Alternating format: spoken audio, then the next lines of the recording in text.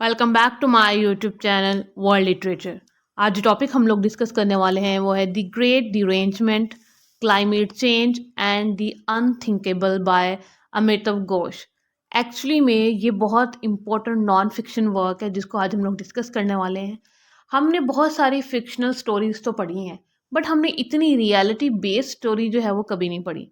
Actually में हमारे literature में कभी ये अवेयरनेस नहीं लाई गई कि हमें जो है वो अपने करंट इश्यूज़ पे बात करनी चाहिए या फिर हमारे जो प्रेजेंट इश्यूज़ हैं, इम्पोर्टेंट हमारे इन्वायरमेंटल जो इश्यूज़ हैं उनको भी डिस्कस करना चाहिए। एक्चुअली में अमिताव घोष ने 2016 में इसको लिखा था, पब्लिश करवाया था। नॉन फिक्शन इनकी ये जो बुक है, the great derangement climate change and the unthinkable. Actually में इसमें इन्होंने क्या डिस्कस किया है, क्लाइमेट चेंज को डिस्कस किया है कि हमारा जो इन्वायरमेंट है, हमारा जो नेचुरल इन्वायरमेंट है जिसमें हम लोग सांस लेते हैं, एक्चुअली में वो चेंज कैसे हो रहा है, किस तरह से वो हमारे वेदर्स को इफ़ेक्ट करता है, किस तरह से वो हमारी as a personal as a individual हमारी लाइफ को किस तरह से वो इम्पेक्ट करता है। इस चीज़ को इन्होंने डिस्कस किया है।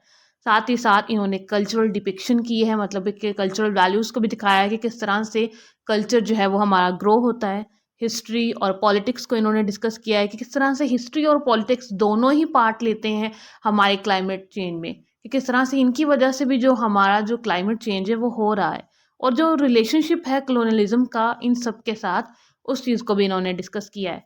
एक्चुअली में हमारे जितने भी लिविंग राइटर्स हैं वो यहाँ तो कलोनलिज्म पे बात करते हैं, जो कि बहुत बड़ा इशू था, और उसके बाद जो हमारे करंट इश्यूज हैं, जो हमारे प्रेजेंट टाइम के इश्यूज हैं, उनको डिस्कस करते हैं। हमारे जो लिविंग राइटर्स हैं ये उनकी सबसे अच्छी बात यही है। जैसे कि मैंने डिस्कस किया कि ये नॉन फिक्शन है जो कि आज हम डिस्कस करने वाले हैं। एक्चुअली में नॉन फिक्शन एक ऐसा जॉनरा है लिटरेचर में जिसके अंदर हम लोग कोई भी स्टोरी लिखते हैं या फिर लिटरेचर को लिखते हैं तो वो किस पे बेस करता है, वो फैक्ट्स पे बेस करता है, वो रियलिटी पे बेस करता है और रियल इवेंट्स पे बेस करता है, और उसमें जो रियल करेक्टर्स होते हैं वो होते हैं, तो उसको कहते हैं नॉन फिक्शन, जो कि आज हम लोग डिस्कस करने वाले हैं। अगर मैं अपने राइटर की बात करूँ अमिताव घोष की, तो बहुत इंपॉर्टेंट इंडियन ऑथर, साथ ही साथ इन्होंने अपना जो इंग्लिश लिटरेचर में एज अ इंडियन राइटर जो अपना कंट्रीब्यूशन दिया है वो बहुत ज़्यादा इंपॉर्टेंट है। इनकी जो बर्थ है वो हुई थी जुलाई 11 1956 कोलकाता इंडिया में, और इनकी जो अपब्रिंगिंग हुई वो इंडिया, बांग्लादेश और श्रीलंका में हुई, जिसकी वजह से इनका जो लिटरेरी पर्सपेक्टिव है, इनका जो इंटेलेक्ट है, वो उसमें बहुत ज़्यादा डाइवर्सिटी आई, क्योंकि मुख्तलिफ जगहों पर रहने की वजह से वहाँ का कल्चर इन्होंने अडॉप्ट किया, साथ ही साथ वहाँ का जो इंटेलेक्ट है उसको समझा। इस वजह से इनकी राइटिंग में हमें बहुत ज़्यादा जो है वो डाइवर्सिटी जो है वो मिलती है। साथ ही अमिताव घोष के लिटरेरी करियर की बात की जाए तो इन्होंने जो मोस्टली थीम्स पे काम किया है वो है colonialism, migration and environmental concerns. अगर इन्वायरमेंटल कंसर्न्स की बात की जाए तो आज का जो हमारा वर्क है वो उसी हवाले से है।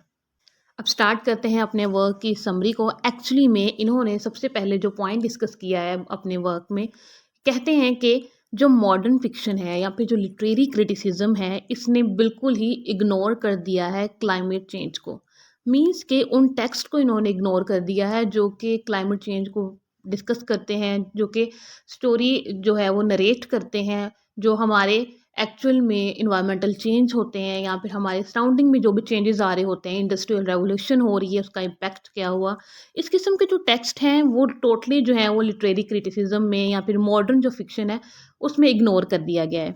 और जो मेन फोकस है वो सब जॉनराज पे है, जैसे कि फैंटेसी, साइंस फिक्शन, इन चीज़ों पे बहुत ज़्यादा जो है वो फोकस किया जा रहा है। अमिताव घोष कहते हैं कि जब इस तरह की राइटर्स स्टोरीज लिखते हैं, थ्रिलर टाइप या फिर ऐसी स्टोरीज जिसमें कल्चरल करंट्स हों कि हमें देख के लगे कि हमें वहाँ पे जो है वो वकेशंस के लिए जाना चाहे, फास्ट कार्स जो लोग फिर यूज़ करते हैं वकेशंस के लिए, उसकी वजह से एक टेंजिबल इम्पैक्ट होता है। अब वो क्या इम्पैक्ट होता है, उसकी वजह से कि जब क्लाइमेट चेंज होना स्टार्ट होती है, वो कैसे होती है, क्योंकि फ्यूल और ईटीसी की वजह से जब ये ऊपर एटमॉस्फेयर में जाते हैं तो उसकी वजह से क्लाइमेट चेंज होते हैं। कभी हमारे हमारे वेदर सिस्टम कितना चेंज हो गया है, मींस कि हमारा रेगुलर वेदर सिस्टम अब नहीं रहा। कभी बहुत ज़्यादा हीटेड डेज होते हैं, कभी बहुत ज़्यादा समरी डेज हैं, कभी बहुत ज़्यादा विंटर्स में देख लें। मीन्स कि हमारा जो मॉडरेट वेदर है वो अब कहीं ना कहीं इस वजह से ख़त्म हो चुका है, क्योंकि हम उस चीज़ को डिस्कस ही नहीं करते, और जब डिस्कस नहीं करते तो मीन्स के ग्रेट डिरेंजमेंट हो जाती है। ग्रेट डिरेंजमेंट बहुत बड़ी ख़राबी या फिर डिसऑर्डर कहा जाता है इसको। सेंचुरी में जब न्यू जॉनरा नॉवल का आता है तो इसका पर्पस क्या होता है? पर्पस ये होता है कि जो क्लाइमेट चेंज है, जो इंडस्ट्रियल रेवोल्यूशन है, उसको डिस्कस किया जाए और जो नॉन फिक्शन मीन्स के रियलिटी बेस्ड इवेंट्स को डिस्कस किया जाए, जो रियल कैरेक्टर्स हैं उनको डिस्कस किया जाए। और ये एक ट्रांजिशनल चेंज था किससे, जो फ्रेजेस जो ट्रेडिशनल एक स्टोरी टेलिंग की जाती थी उन सब से फैंटेसी या फिर जो साइंस फिक्शन उस टाइम पे लिखा जाता था, उस चीज़ को चेंज करने के लिए जो है वो एक नया जॉनरा नॉवल का ये इंट्रोड्यूस करवाया गया। फिर इसको इन्होंने फर्दर डिस्कस किया है क्लाइमेट चेंज को, कहते हैं कि किस तरह से जो क्लाइमेट चेंज है वो हमारी डेली लाइफ है उसको वो बहुत ज़्यादा उसकी वजह से थ्रेट है। थ्रेट किस चीज़ का है? जैसे कि उन्होंने पर्सनल एक्सपीरियंस बताया कि 4 टू 5 जो स्टॉर्म हिटिंग मुंबई के इस तरह का इंसिडेंट हुआ और उसकी वजह से बहुत ज़्यादा डिस्ट्रक्शन हुई। और इस तरह के जब इंसिडेंट्स होते हैं तो उसकी वजह से बहुत बड़ी डिस्ट्रक्शन भी हो सकती है या फिर बहुत बड़ा लॉस भी हो सकता है। फर्दर एलैबोरेट करते हैं कि किस तरह से जो ह्यूमन सोसाइटीज़ हैं वो बिल्कुल उन चीज़ों को फॉलो नहीं करते जो कि उन्हें बताई जाती हैं, कि जब वो कोई ऐसी जगह पे बिल्डिंग्स बनाते हैं जहाँ पे इनको वार्न किया जाता है कि यहाँ पे ना बनाएं, यहाँ पे कोई ऐसी कोई डेंजरस ये प्लेस है, तो लेकिन फिर भी वहाँ पे लोग अपनी सेटलमेंट्स बनाते हैं और वहाँ रहते हैं। बट उनको ऑलरेडी वार्निंग दी जा चुकी होती है कि ये इकोलॉजिकली प्रिकेरियस लोकेशंस हैं, बट ऐसा नहीं होता। इसी तरह उन्होंने नॉवेलिस्ट की एग्जांपल दी। फिर कहते हैं कि नॉवेलिस्ट जो होते हैं ना वो इन्हीं अनस्टेबल लैंडस्केप्स की तरह होते हैं। उनका पर्पस होता है कि जो एक्चुअल इवेंट्स हैं उनको दिखाएँ और साथ ही साथ जो एक्चुअली में जो हमारे करंट इश्यूज़ होते हैं या फिर जो हमारा प्रेज़ेंट टाइम में ग्लोबल इश्यूज़ हैं उनको डिस्कस करते हैं वो। अब जो नॉवेल्स होते हैं उनकी जो कैरेक्टरिस्टिक्स होती हैं वो फ़ोकस करती हैं अक्सर लोकल और रीजनल चीज़ों पे। बट उनमें इतनी फिर भी डेप्थ नहीं होती कि वो जो एक्चुअल कॉज़ हैं या फिर वो चैलेंज कर सके उन क्लाइमेट क्राइसिस को जो बहुत बड़े पैमाने पर हो रहे होते हैं, इनके बिग लेवल पे जब वो डिस्ट्रक्शन हो रही होती है क्लाइमेट क्राइसिस की वजह से, फिर भी नॉवेल्स उस हद तक उनको डिस्कस नहीं कर सकते हैं। यहाँ पे जो ग्लोबल स्केल पे डिस्ट्रक्शन हो रही है, मैसिव डिस्ट्रक्शन हो रही है क्लाइमेट चेंज की वजह से, वेदर्स की कंडीशन की वजह से, इनके हमारी जो आबो हवा हम जिसको आम लैंग्वेज में कहते हैं, जिससे हम सांस लेते हैं, हमारी जो एयर है वो कितनी पोल्यूटेड हो चुकी है। फिर भी नॉवेल्स उस चीज़ को डिस्कस नहीं कर सकते इतनी डेप्थ में जाकर, अमिताव घोष कहते हैं। फिर वो अमिताव घोष जो हैं अपने ह्यूमन बीइंग्स की बात करते हैं। कहते हैं कि हमेशा जो ह्यूमन बीइंग्स होते हैं ना वो अवेयर होते हैं नॉन ह्यूमन बीइंग्स की इंटेलिजेंस से, मीन्स के एनिमल्स की इंटेलिजेंस से। उनकी आवाज़ से, मीन्स कि हम वाइंड की आवाज़ सुनते हैं वो एक नॉन ह्यूमन बीइंग चीज़ है। मीन्स कि हम उसको महसूस कर सकते हैं कि दिस इज़ एयर, या फिर हम किसी बर्ड की आवाज़ सुने तो हम फ़ील कर सकते हैं कि ये वो बर्ड बोल रहा है, या फिर हम उनकी अक्सर आवाज़ को समझ के कुछ ना कुछ अपने से जो है वो उसको इंटरप्रेट करने की कोशिश भी करते हैं। इसी चीज़ को उन्होंने कहा है कि मैरी शेली का ये जो वर्क है इसको उन्होंने कहा है कि ये एक घोस्ट स्टोरी थी और इसके अंदर उन्होंने सिर्फ अपने बॉर्डम से स्टाव ऑफ लेने के लिए, मीन्स कि उसको दूर करने के लिए स्टोरी लिखी एक्सट्रीम क्लाइमेट में। एक्सट्रीम क्लाइमेट का जो ये थीम इसमें इन्होंने यूज़ किया, इसका पर्पस सिर्फ उन्होंने एक सीन बनाया, बट उसने उन्होंने ये नहीं डिस्कस किया कि जो क्लाइमेट चेंज है या फिर क्लाइमेट क्राइसिस हैं वो किस तरह से ह्यूमंस की सोसाइटी को डिस्ट्रॉय करते हैं, उसकी वजह से हमें क्या ख़तरात हैं, इस चीज़ को उन्होंने डिस्कस नहीं किया। तो कहते हैं कि जो साइंस फिक्शन को क्लाइमेट चेंज के का नाम दे दिया जाता है ये बिल्कुल रॉन्ग है। इसको हम इस कैटेगरी में नहीं रख सकते। हमें क्लाइमेट चेंज को अगर डिस्कस करना है, हमें अपनी आबो-हवा को अगर डिस्कस करना है, एनवायरमेंटल चेंजेस को डिस्कस करना है, हमें अपनी जो एयर पॉल्यूटेड है उसको डिस्कस करना है, तो हमें डिफरेंट चीज़ को लाना होगा, ना कि हमें साइंस फिक्शन में उसको एडजस्ट कर दें इस टर्म को भी। फिर कहते हैं कि जो पेट्रोलियम रिफाइनिंग है, हमने आज तक कितनी स्टोरीज़ पढ़े, हमने प्लेज़ पढ़े, नॉवेल्स पढ़े, बट हमने कहीं ऐसी स्टोरीज़ नहीं पढ़ी जिसके अंदर पेट्रोल रिफाइन का प्रोसेस लिखा गया हो, उसकी स्टोरी को नरेट किया गया हो, या फिर उसका जो इम्पैक्ट है उसका क्या होता है, उसके फ्यूल से एक्चुअल हमारी जो एयर पोल्यूटेड हो जाती है उसको, ये कभी भी इन चीज़ों को डिस्कस नहीं किया जाता है। अमिताव घोष कहते हैं कि राइटर्स को चाहिए कि इन चीज़ों को भी जो है ना वो डिस्कस करना चाहिए। उसके बाद कहते हैं कि जिस तरह से मॉडर्न नॉवेल्स ने कलेक्टिविटी को बिल्कुल ही छोड़ दिया है in favour of individual, means कि इंडिविजुअल चीज़ पे ज़्यादा फोकस किया जाता है। अगर हम लोग एक स्टोरी पढ़ें, अगर उसमें इंडस्ट्रियलाइजेशन की भी बात हो रही हो, अगर कोई और सोशल इश्यूज़ हैं उनकी भी बात हो रही, तो मीन्स कलेक्टिव चीज़ को डिस्कस किया जा रहा है। बट नॉवेल अब जो मॉडर्न राइटर्स हैं वो ऐसा नहीं करते। वो सिर्फ इंडिविजुअलिज्म पे फोकस कर रहे हैं, मतलब एक इंडिविजुअल चीज़ को, जैसे कि मैजिक रियलिज्म को डिस्कस कर लिया, फैंटेसी को डिस्कस कर लिया, यहाँ पे कोई गोस्ट स्टोरी है उसको डिस्कस कर लिया, कलेक्टिविटी से बहुत दूर जा चुका है। और ह्यूमन जो हैं उसके बाद इन्होंने कहा है कि जैसे वो कम्युनिकेट कर सकते हैं नॉन ह्यूमन बींग्स से, तो उनका भी ख्याल करना चाहिए। और साथ ही साथ लिटरेचर जो है वो इसी तरह से इवॉल्व हो सकता है अगर वो प्रेजेंट टाइम की जो चैलेंजेस हैं उनको एड्रेस करें।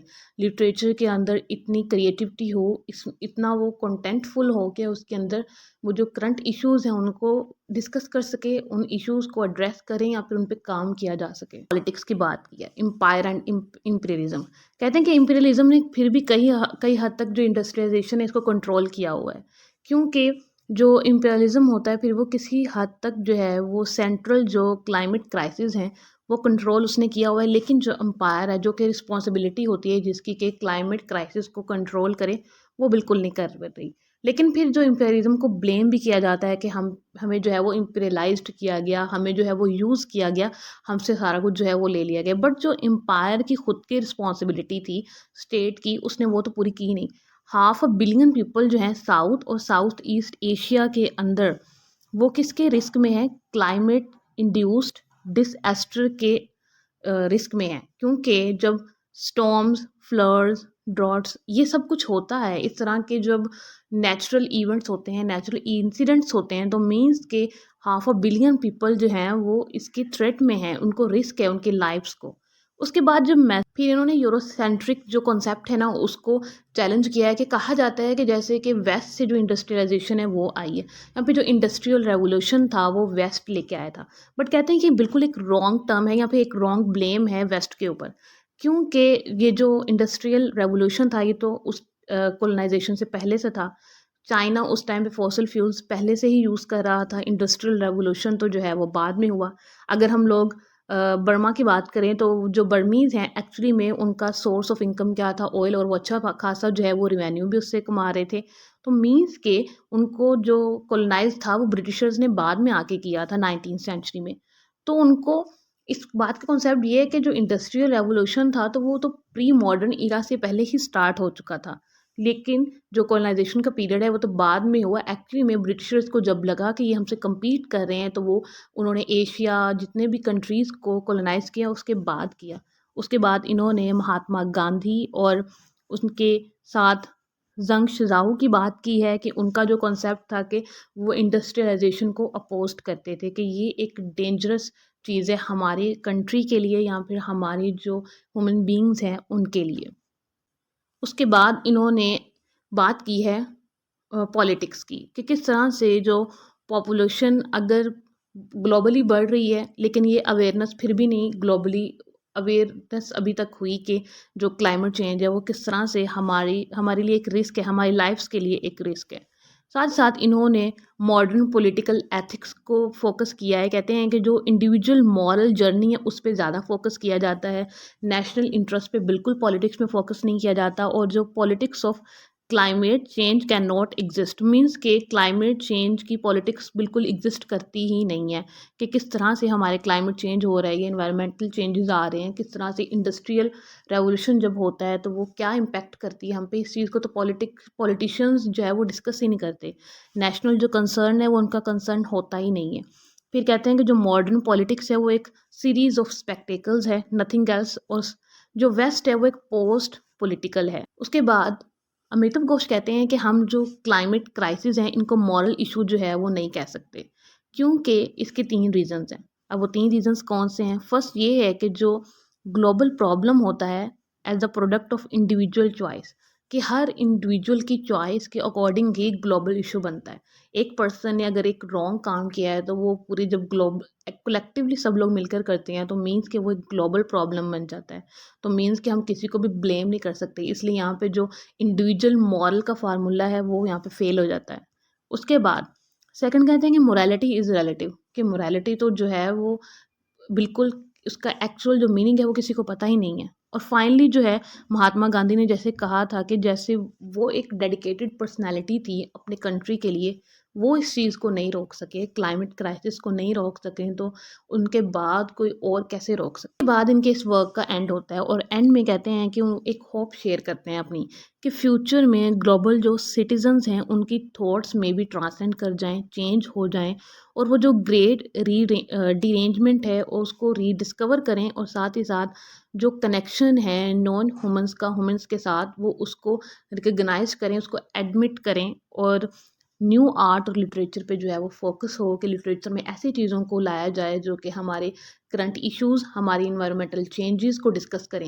एक्चुअली में इनका ये पर्पस था इस काम को लिखने का, इस वर्क को लिखने का, कि वो बता सकें कि जो इंडस्ट्रियल रेवोल्यूशन होता है, जो जितने भी हमारी ये गैसेस हमारी अर्थ से ऊपर हमारे एटमॉस्फेयर में जाती हैं उससे क्या होता है इम्पैक्ट। हमारी जो एयर है वो पोल्यूटेड हो जाती है, साथ ही साथ हमारा इन्वायरमेंट पोल्यूटेड हो जाता है, हमें आसपास जो है वो बिल्कुल पोल्यूशन मिलती है, और वो कितनी डेंजरस है हमारी लाइफ्स के लिए, नॉन ह्यूमंस की लाइफ के लिए, प्लांट्स की लाइफ के लिए, हर चीज़ जो भी एग्जिस्ट करती है इस वर्ल्ड में उनकी लाइफ के लिए। आई होप कि आपको ये लेक्चर यहाँ तक क्लियर हो चुका होगा। वीडियो को लाइक और शेयर और चैनल को सब्सक्राइब कर दीजिएगा। थैंक्स।